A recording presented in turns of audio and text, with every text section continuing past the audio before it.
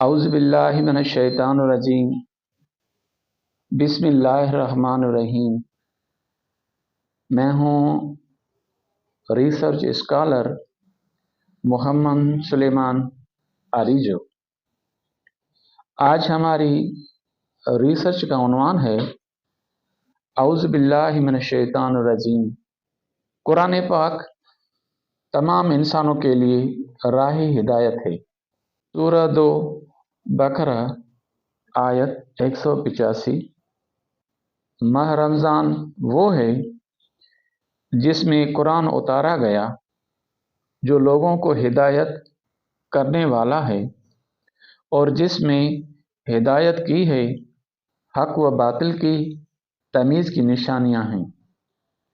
اللہ تعالیٰ نے نبی کریم صلی اللہ علیہ وآلہ وسلم کو حکم دیا کہ آپ اس قرآن کی صداقت کی شہادت دیں۔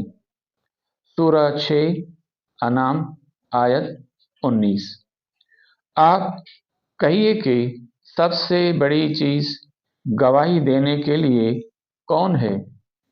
آپ کہیے کہ میرے اور تمہارے درمیان اللہ گواہ ہے، اور میرے پاس یہ قرآن بطور وحی کے بھیجا گیا ہے تاکہ میں اس قرآن کے ذریعے سے تم کو اور جس کو یہ قرآن پہنچے ان سب کو ڈراؤں۔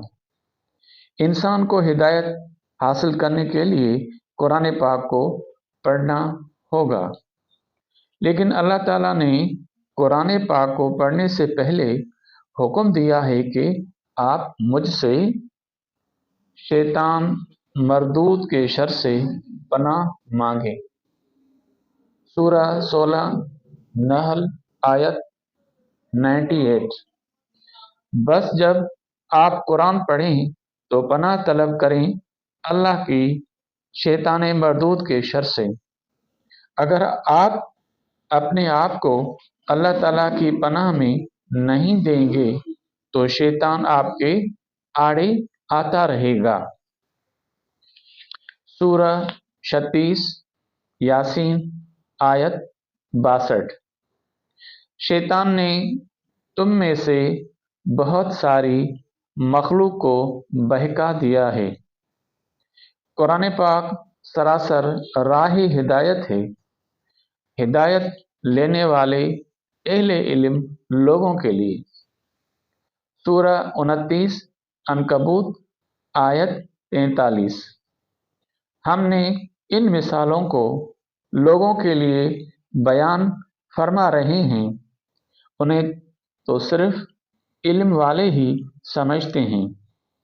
قرآن پاک سے ہدایت نہ لینے والوں کو اللہ تعالیٰ جانوروں سے تشبیہ دیتے ہیں۔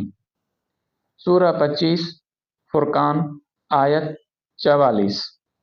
کیا آپ اسی خیال میں ہیں کہ ان میں سے اکثر سنتے یا سمجھتے ہیں؟ وہ تو نرے چوپایوں جیسے ہیں، بلکہ ان سے بھی زیادہ بھٹکے ہوئے ہیں۔ شیطان کے شر سے پناہ طلب کرنا یہ اللہ تعالیٰ کا حکم ہے، اس لیے ہم دیکھتے ہیں کہ پیغمبروں نے بھی پناہ طلب کی ہے، جس طرح حضرت نوح علیہ السلام۔ سورہ 11 ہود آیت 47۔ نوح نے کہا، میرے پالنہار، میں تیری ہی پناہ چاہتا ہوں اس بات سے کہ تجھ سے وہ مانگوں جس کا مجھے علم ہی نہ ہو۔ اگر تو مجھے نہ بخشے گا اور تو مجھ پر رحم نہ فرمائے گا تو میں خسارہ پانے والوں میں سے ہو جاؤں گا۔ حضرت موسیٰ علیہ السلام۔ سورہ 2 بقرہ آیت 67۔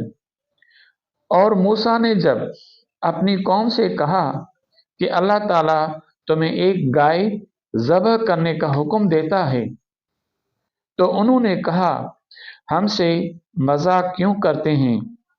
آپ نے جواب دیا، میں ایسا جاہل ہونے سے اللہ تعالیٰ کی پناہ پکڑتا ہوں۔ حضرت مریم अलैहिस्सलाम। सूरह 19 मरियम आयत 18। ये कहने लगी, मैं तुझसे रहमान की पनाह मांगती हूँ अगर तू कुछ अल्लाह से डरने वाला है। हजरत मुहम्मद सल्लल्लाहु अलैहि वसल्लम। सूरह 113 फलक आयत 1। आप कह दीजिए कि मैं सुबह के रब की पनाह में आता हूँ। सूरह 114 नास आयत 1 ता 6 तक। आप कह दीजिए कि मैं लोगों के परवरदिगार की पनाह में आता हूँ, लोगों के मालिक की और लोगों के मबूद की पनाह में, वसवसा डालने वाले, पीछे हट जाने वाले के शर से।